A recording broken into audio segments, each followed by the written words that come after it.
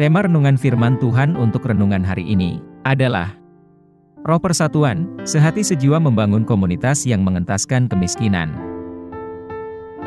Ayat Alkitab yang kita baca sesuai bacaan Sabda Bina Umat GPIB hari ini adalah dari Kisah Para Rasul 4, ayat 32 sampai ayat 35 yang berbunyi sebagai berikut. Kumpulan orang yang telah percaya itu sehati dan sejiwa, dan tidak seorang pun yang berkata bahwa sesuatu dari kepunyaannya adalah miliknya sendiri, tetapi segala sesuatu adalah kepunyaan mereka bersama. Dengan kuasa yang besar rasul-rasul memberi kesaksian tentang kebangkitan Tuhan Yesus dan mereka semua hidup dalam anugerah yang melimpah-limpah. Tidak ada seorang pun yang berkekurangan di antara mereka. Sebab, semua orang yang mempunyai tanah atau rumah, menjual kepunyaannya itu, dan hasil penjualan itu mereka bawa dan mereka letakkan di depan kaki para rasul, lalu dibagi-bagikan kepada setiap orang sesuai dengan keperluannya. Demikian pembacaan Alkitab. Haleluya!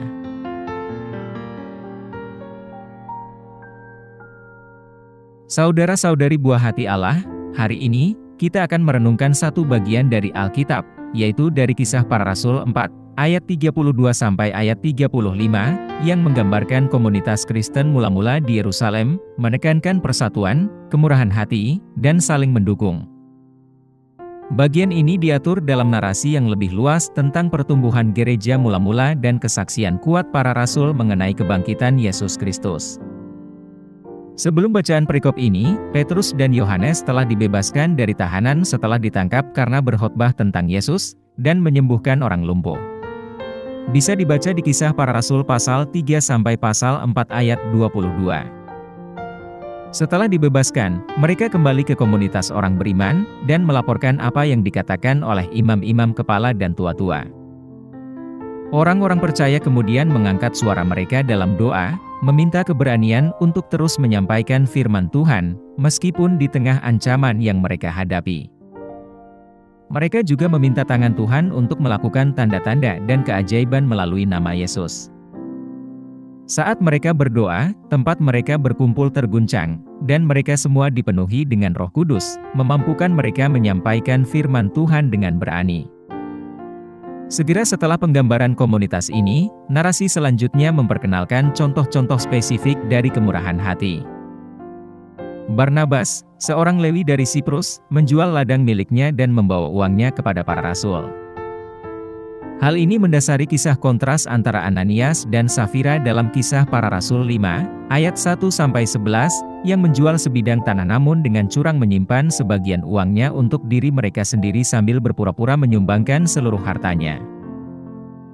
Hal ini mengakibatkan konsekuensi yang parah atas ketidakjujuran mereka, dan menyoroti keseriusan gereja mula-mula dalam memandang integritas dan berbagi dalam komunal.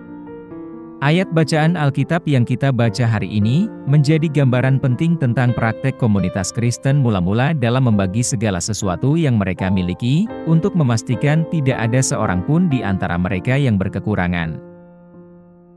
Bagian ini menekankan 3 aspek utama. 1. Aspek persatuan. Orang-orang beriman digambarkan memiliki satu hati dan pikiran, yang mencerminkan rasa kebersamaan dan tujuan bersama. 2. Aspek kedermawanan.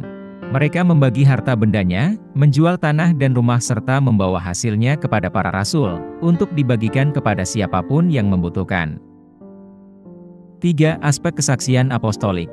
Para rasul terus memberikan kesaksian yang penuh kuasa tentang kebangkitan Tuhan Yesus, dan kasih karunia Allah bekerja dengan penuh kuasa di antara mereka semua.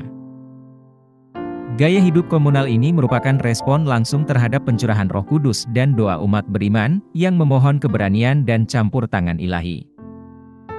Hal ini menunjukkan bagaimana iman dan ketergantungan mereka pada kuasa Tuhan, diwujudkan dalam tindakan praktis sehari-hari yang saling memperhatikan satu sama lain.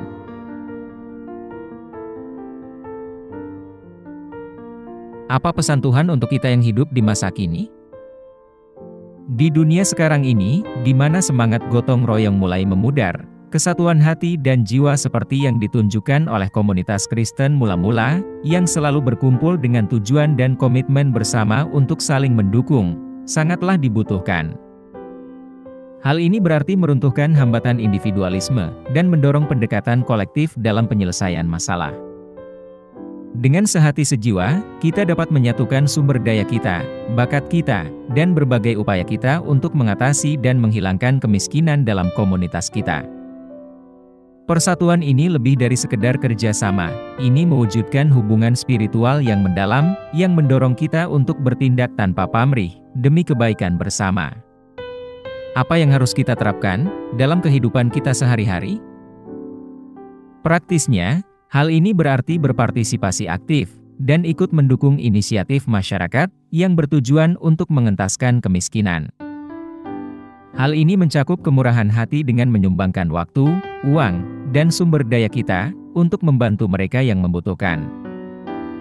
Misalnya, kita dapat berkontribusi pada program makan siang gratis, berpartisipasi dalam program relawan, dan mendukung inisiatif pelatihan kerja. Gereja dan organisasi berbasis agama dapat mengatur dan memimpin upaya untuk menyediakan tempat tinggal, pendidikan, dan layanan kesehatan bagi masyarakat kurang mampu.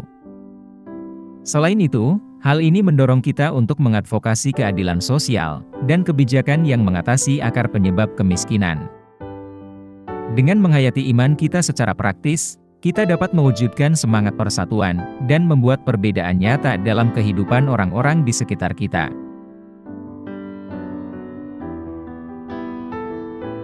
Mari kita berdoa. Tuhan Yesus, kami berterima kasih atas teladan kesatuan dan kemurahan hati yang ditunjukkan oleh Gereja Mula-Mula.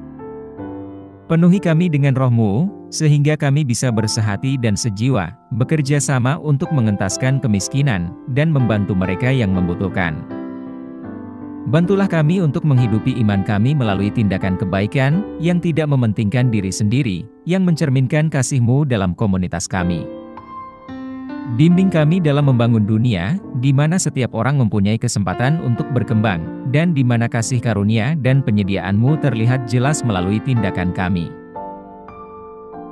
Kami pohonkan doa ini dalam nama Yesus Kristus, Tuhan dan Juru Selamat kami. Amin. Kiranya Tuhan menguatkan kita, dan kasih karunia Tuhan Yesus menyertai kita.